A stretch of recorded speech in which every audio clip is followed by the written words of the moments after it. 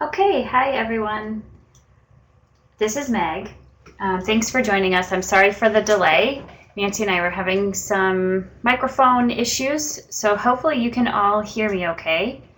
And hopefully Nancy will be chiming in soon when she gets her mic going, because you all know Nancy runs the show for these weekly webinars, but I'm going to try and do my best.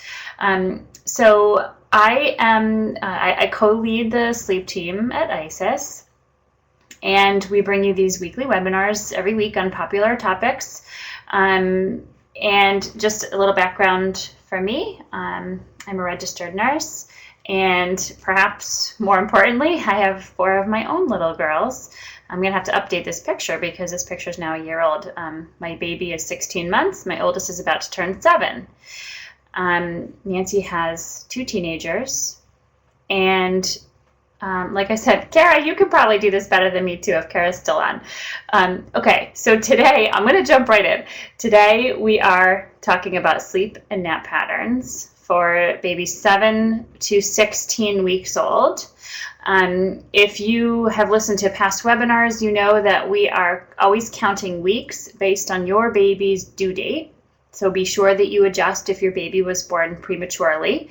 Once your baby reaches about 6 months adjusted, you can stop adjusting, and at least in terms of sleep. Now, whatever other developmental or other things your pediatrician might be looking at, that's another story. But in terms of sleep, you're going to be counting weeks based on due date. Okay, so a little review. At ISIS, you always get the science or the why behind what we do. And so you want to keep in mind that at this age, the 7 to 16 week age, the main driver of your baby's sleep is sleep pressure, also called homeostatic pressure.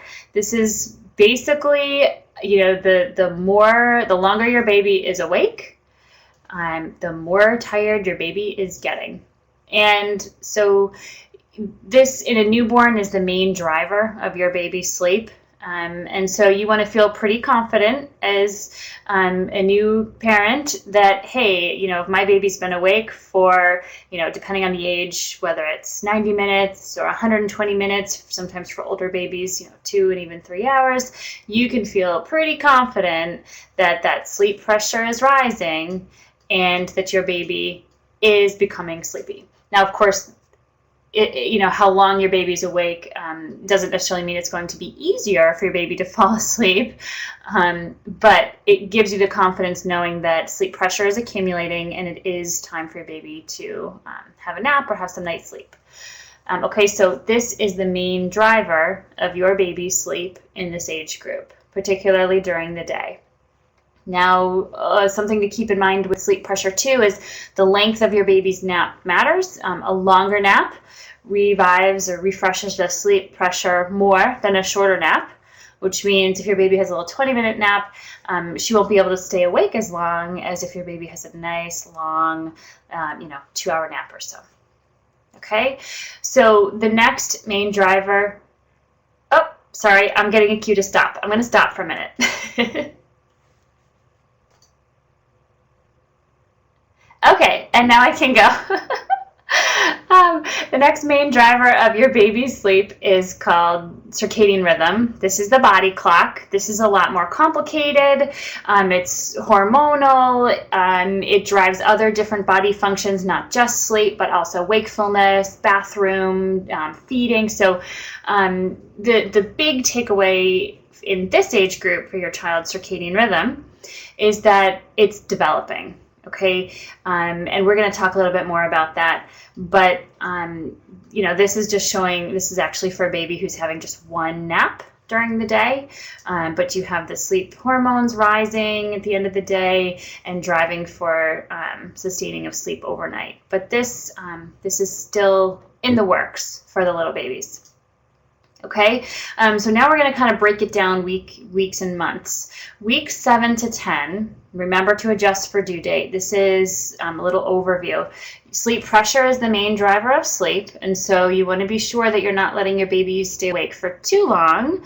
You're still looking at about 2 hours max wake time before your baby really needs to nap. It may even be less than that. Your baby's circadian rhythm is starting to develop and get organized for bedtime and nighttime sleep. And this is the age period where your baby's exposure to darkness and environment become really important. And remember that what that means is your baby's little body needs to be in the dark from target bedtime all the way through until your baby's target wake-up time. You might want to check out our webinar that we recorded on sleep environment, give you a lot more information on tips and tools for how to darkening your room, the level of darkness. Basically you want it no brighter than just the equivalent of a dim glow of a candle. So if you're using any night lights or little flashlights in the night to help you with care for your baby, keep them as dim as you possibly can. Blackout shades, especially in the morning, are going to be essential. Using white noise machines to help drown out background noises that could interrupt your baby's sleep during lighter sleep states, such as the Dome Sleepmate, which just runs continuously on a constant level all night. You're not using anything that changes, shuts off, shuts on, not using music that's changing or ebbing and flowing in pitch and tempo. You just get a nice, constant, stable background environment. It's cool, it's dark, it's quiet. These things are important now in the 7 to 10 week range and will continue to be important throughout the rest of this age group. As continue the overview here, 16 plus hours of sleep in a 24-hour period is considered normal. Now, don't get upset if your baby's not doing that many hours. You tried the best you can, nap your baby frequently, track it. Your baby might actually be getting more sleep than you think if you start to write it down, and sort of look, how does your baby seem? If your baby's getting less than this but seems in great spirits and well rested, she might be doing fine, but 16 hours or so would be about average. If you've been having the evening fussies that tend to increase and peak upwards to about 6 weeks from due date, you would start to be seeing this tapering off now in the 7 to 10 week mark, unless of course your baby has colic, in which case it would probably continue. You'd continue to have a lot of fussing and you'd be saying to yourself, oh darn, do we have colic, or something else, allergies, reflux, that you'd be taking a look at.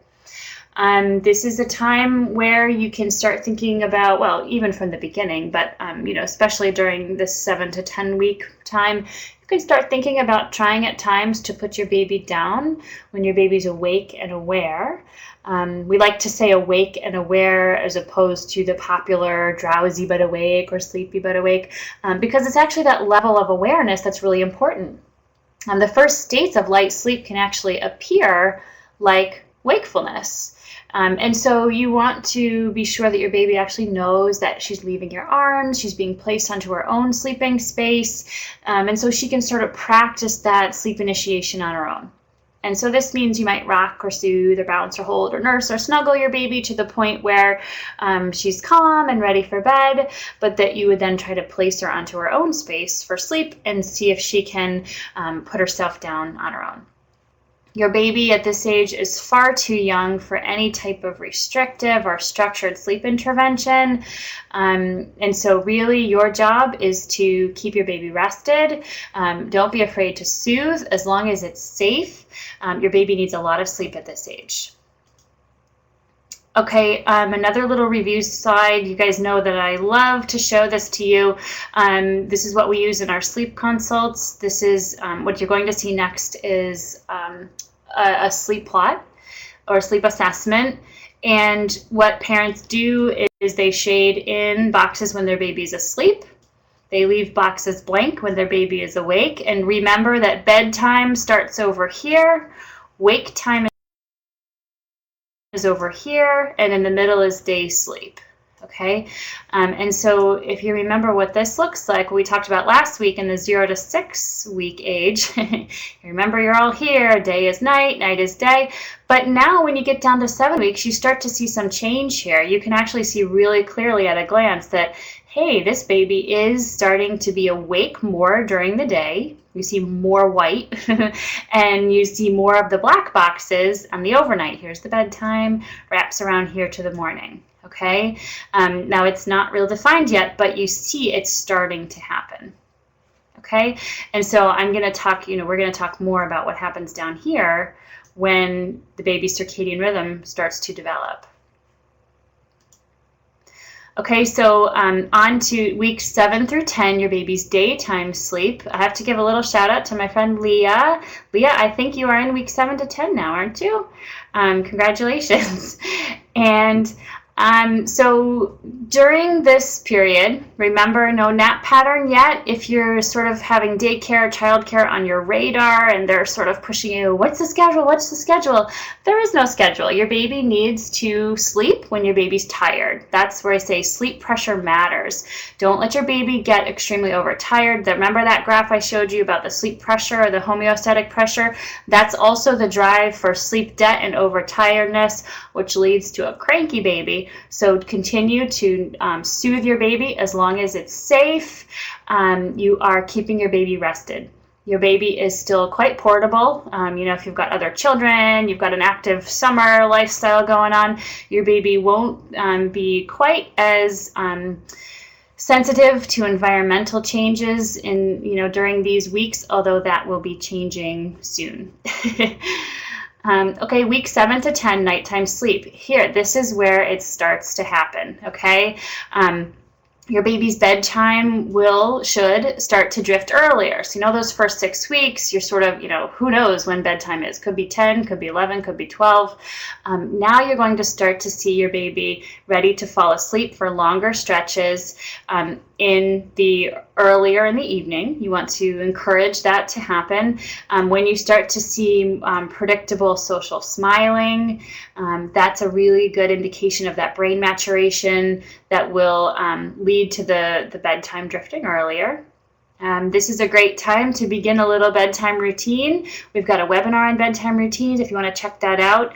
Whether it's as simple as darkening the room, quieting the room, singing a lullaby, rocking, bouncing, nursing, bottling. It doesn't have to be long and complicated, but just some predictable steps that you do before you're trying to get your baby down for the night. Do you continue to swaddle? Use a great swaddle, unless your baby's rolling, which is not so common at this age. Definitely, and your room environment in the overnight now should be nice and dark, cool and quiet, using that white noise machine. Your baby's nighttime feedings would still be on demand, so if he's hungry, he gets fed. The AAP does recommend room sharing at this point with your baby on a separate sleep surface. Be sure in the overnight that you're doing the least interaction you can. Yes, of course, you're always gentle, loving, soothing, but you're kind of quiet and boring too.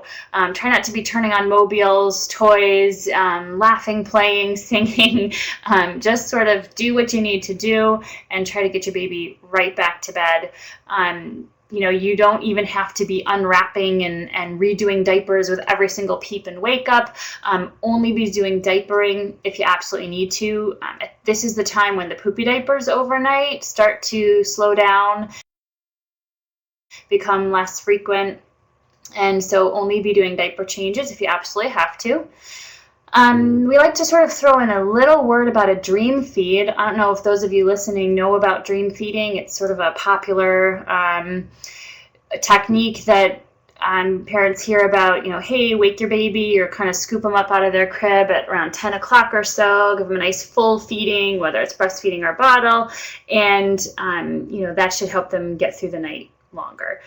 Unless there's a medical reason to be doing this, that your baby needs calories, we actually don't typically recommend doing this because it disrupts that first third of the night, which is really trying to consolidate and organize. That's the first thing in your baby's night to really get going. And so you're sort of force disrupting that. You also can be, now if your baby's waking naturally at 10 o'clock, sure, no problem. But if your baby's not, and there's no medical reason to wake them, it doesn't generally solve the problem you're hoping it will. And it also can create a habitual feeding cue. Remember, the circadian rhythm can also drive for digestion. If your baby's tummy is used to getting food around 10, your baby will feel hungry around 10, even past the point that he needs to eat at 10. So, no need to keep waking your baby unless your pediatrician says you should. So you can create a habitual hunger cue. You can also be increasing urine production, metabolism. These are things that are designed to decrease overnight. So you really don't want to be elevating those unless you absolutely have to. Okay, so if you're already doing a dream feeding and it seems like it's working for you, okay, fine, baby's still young, but it's not something that we recommend introducing as a strategy to improve your night. Okay. The third month, bit of an overview here for the third month. Your baby's circadian rhythm is still developing. Your baby's sleep pressure, that's the sleepiness, is still the driver of day sleep, which means you still need to keep your baby rested. You're not watching the clock in terms of, what time am I napping my baby? Is it the same time every single day? It won't be the same time every day. Your baby will need to sleep whenever she's tired, which generally is no more than about 2 hours of wakefulness at the most. Your baby's sleep associations, like are you nursing to sleep? Are you rocking to sleep? Are you bouncing to sleep? Are you holding your baby while you watch a show on the couch every day to sleep? These sleep associations are becoming very well established. So you want to think if it's something that's long-term for you, if you want to sort of change it up a little bit, see if you can have your baby falling asleep in a way that might feel like more of a long-term solution for you. Now's the time to really be thinking about that.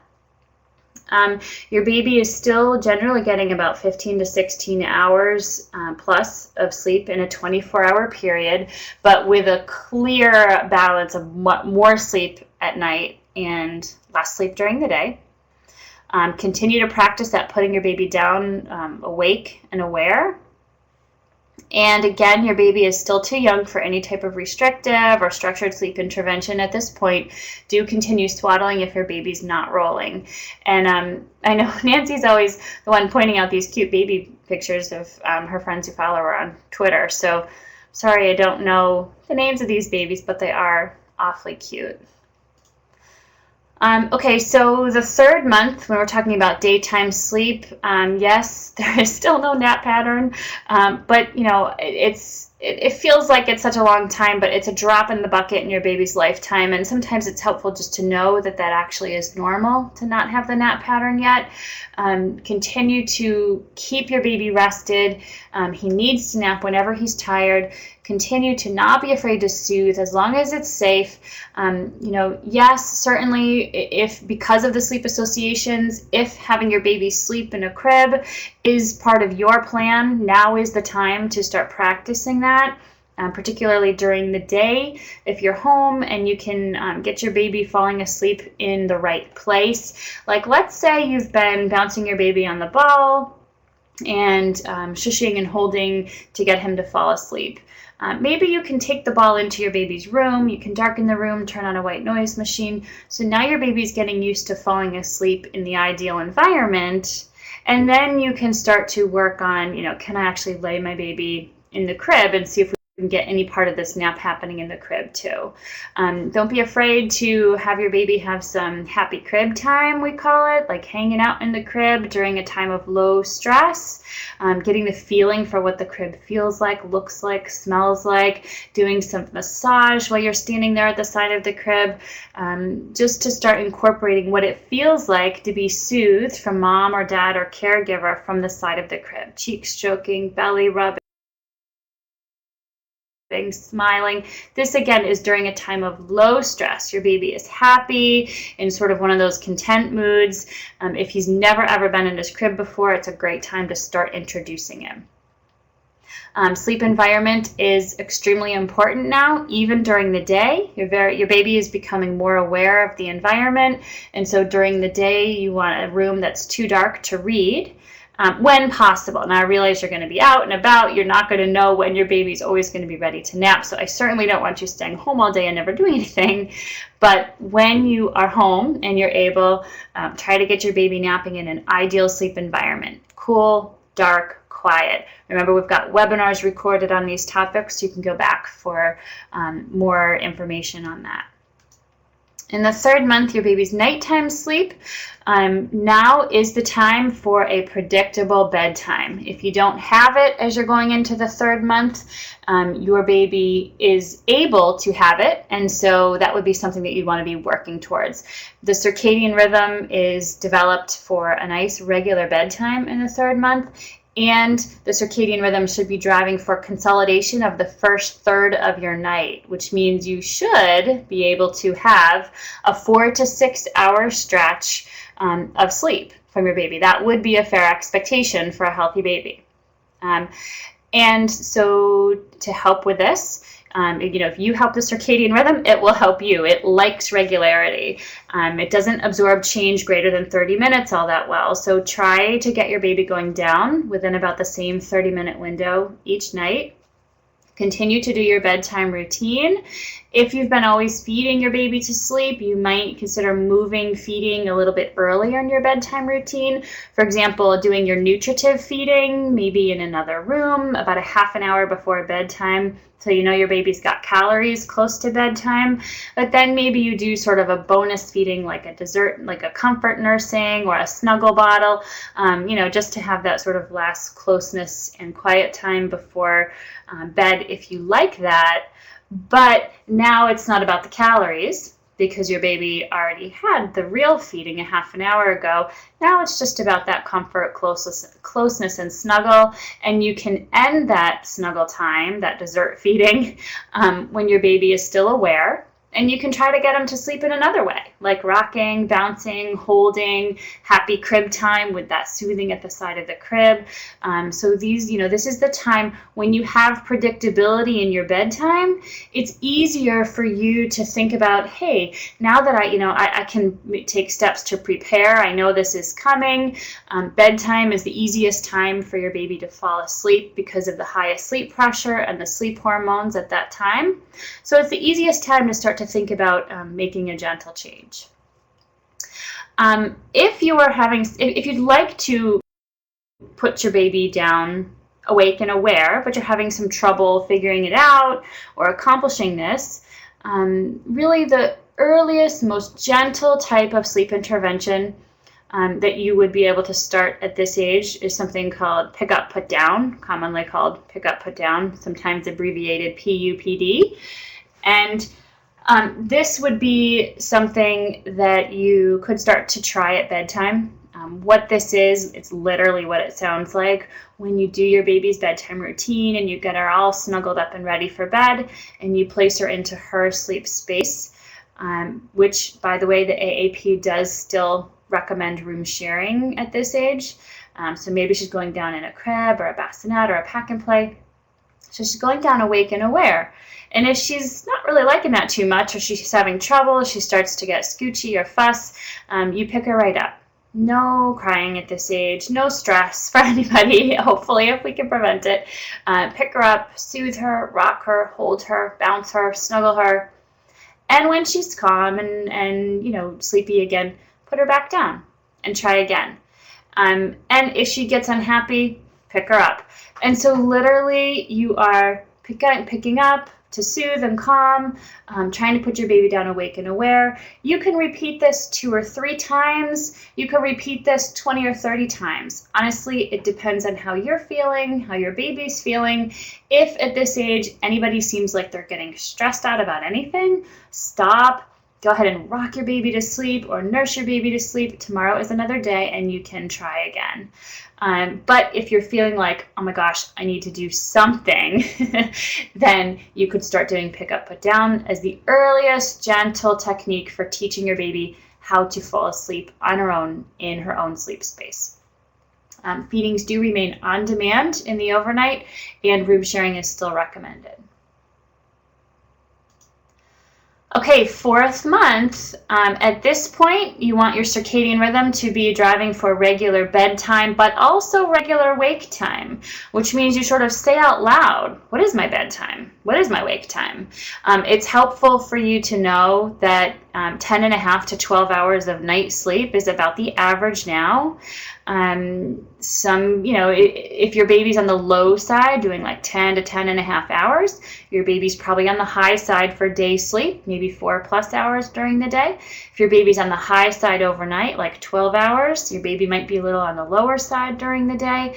That's all okay. Sleep dispersal does matter. It's not like your baby can do a 14-hour night and then not sleep during the day, or shouldn't do a night like that, because the day sleep is equally important as the night. So do make sure you're getting both night and day sleep. Baby sleep pressure still drives the day sleep, which now you all know what that means. Your baby needs to nap whenever he's tired. But we're going to talk about how that's going to change a little bit. Continue swaddling your baby if he's not rolling. If he is starting to roll, you might want to switch to a product like the Merlin Magic Suit, which is a swaddle transition. You can check out some more about that. And we have Teresa, who wears many hats at ISIS, but is also a sleep consultant at ISIS and safety guru expert at ISIS. Wrote a nice blog on the Merlin Magic Suit, why she likes it, why she thinks it's safe. So you can check that out on the website as well. And during the 4th month, you continue to do pick up, put down if desired. Okay, 4th month day sleep. We have your regular wake up time. And let me just clarify that a little more, what that means. Now, as Nancy likes to say, and I love this, that sleep is a division of labor. You can't make your baby sleep. You can provide the time, place, and environment. But you can do things like, what time are you turning on lights in the morning? What time are you getting up and playing? What time is it time to have a feeding in the morning? So if you're sort of confining that to a regular half-an-hour window in the morning, you're sort of teaching your baby, hey, this is the time I want you to wake up. You're trying to set your baby's body clock to that regular time. And so with a regular morning wake-up time, around the 4th month, you do start to get a regular first morning nap. And generally that's happening about 2 hours after wake up. At first, it might be only about 90 minutes after wake up, but it will push out to be about 2 hours after wake up. And now you're on your way. Your first semblance of a daytime sleep pattern is developing, and you want to encourage that. Sleep environment, still very important, especially now, 4th month with levels of awareness increasing. Some parents start to see the 4-month regression, which we talked about last week. We recorded a webinar last week. The rest of your baby's day sleep is still irregular, and don't feel bad. Day sleep tends to deteriorate as the day goes on. It becomes more elusive, and so I still don't want you to be afraid to soothe your baby. I sometimes say, hey, even myself, I had, when Hannah was a newborn and I had 3 other kids to be, getting outside and fixing dinner, she'd go in the ergo, and that's where she'd sleep at the end of the day, and it's all good. So just keep your baby rested as long as it's safe. Something else you can start to try at this age, if your baby's having single sleep cycle pop-ups during naps, which is very common. Babies do wake up between sleep cycles. Those sleep cycles are shorter during the day, generally 30 to 45 minutes, longer at night, 60 to 90 minutes. And so if you have a baby who's popping up at the 40-minute mark, that they're doing an environmental check. It's kind of like a safety check, like, is everything good? Is my environment good? And then, a baby who is really good at going to sleep can put herself back to sleep. But some babies can't, because either they have a sleep association and so they need mom to help, or dad or caregiver to help, or because they're a newborn, they're just, things are erratic and they're just up.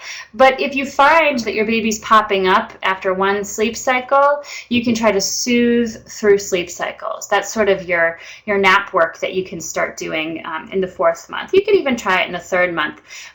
See if you can track for a few days first what the length of your baby's daytime sleep cycle is, because it's generally pretty exact, like 42 minutes. Or 37 minutes. And so if you find your little ones popping up at, say, the 39-minute mark, maybe you can go in at the 38-minute mark and do a heavy hand on the tummy, gentle jiggle, soothing patting. Maybe you're replacing a pacifier. See if you can soothe them through to the next sleep cycle before they wake up completely. Try this as often as you want. Again, don't make yourself stressed. Don't be afraid to leave the house, but something to start working on. Okay, 4th month night sleep. Your baby's bedtime now should be well established with a bedtime routine leading up to the bedtime. Your baby's sleep environment continues to be important and should be ideal. Cool, dark, quiet, using continuous white noise. Your baby's first third of the night should be well consolidated without wake-ups. 2, maybe 3 feedings at night might still be normal during this age. With your pediatrician's approval, this is a great time to consider weaning down that dream feeding, or if you have sort of a stubborn feeding session that's popping up around the 10 o'clock, 9 o'clock, 11 o'clock mark. So if you have a feeding that's sort of stuck in the first third of the night, this is a great time to think about reducing that away. Remember, don't ever try to stop a feeding cold turkey, even if someone tells you to do it. Because of the circadian rhythm, your baby's little tummy really feels rumbly at that time that they're used to getting a habitual feeding. So you want to slowly reverse that hunger cue. And so you would wean it out slowly by reducing number of minutes or reducing ounces in a bottle over the course of about 5 nights or so. You can do it, you can take a couple weeks even if you want to. But this is a good time to think about doing that if your pediatrician is okay with weight gain. And, this is also a time when things like rolling, your baby might be ready to come out of the swaddle. And so you might have some other stuff going on at this time as well. Remember that your last half of the night remains a little unpredictable and irregular until more like 6 months. That, again, although frustrating, is very normal. It's because of the type of sleep your baby's in. It's because the sleep pressure wearing off in that last part of the night. Last part of the night is just a much more difficult time for your baby to stay asleep. So go ahead and use those feedings, fill up that belly, have that snuggle and soothing in the last part of the night to help you get through those more difficult hours.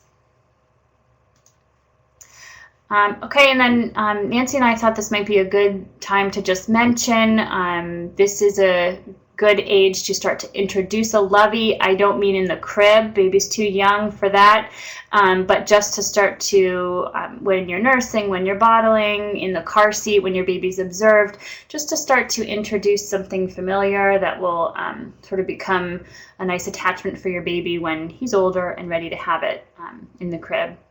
And then pacifiers too.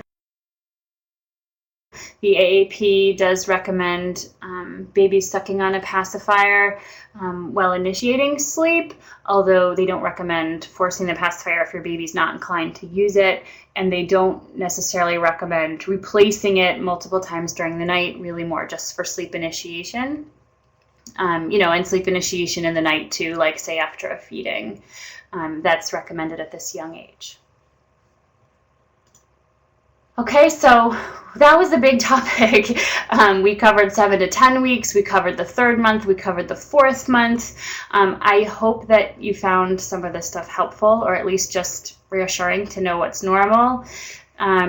If you feel like you need personalized help, anyone on our sleep team is always happy to walk you through your particular baby, your particular family, schedule, environment, siblings. Everyone's life is different and everyone has different goals for their baby and different parenting styles, and we welcome them all. So, please feel free to call us, and be sure as well to tune in next week. And this is always Nancy's part, so tune in next week to our sleep webinar, which I think we're going to be talking about what an ISIS sleep consultation is, what do you get from it, and we are also going to talk about what ages it's okay for you to start working on some sort of more structured sleep intervention for your baby if you're anxious to get working on that. Please share. Oh, Nancy, we hear you. We hear you.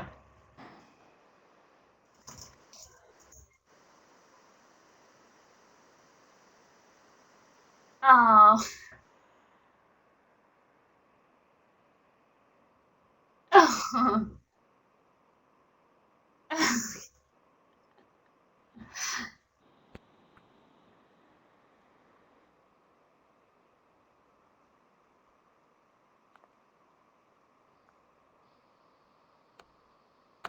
I don't know, maybe you can hear me. I have like two different laptops here. I've got three microphones on the table. Like, it's not working well. But I just want to say hi. I've been listening for the last half.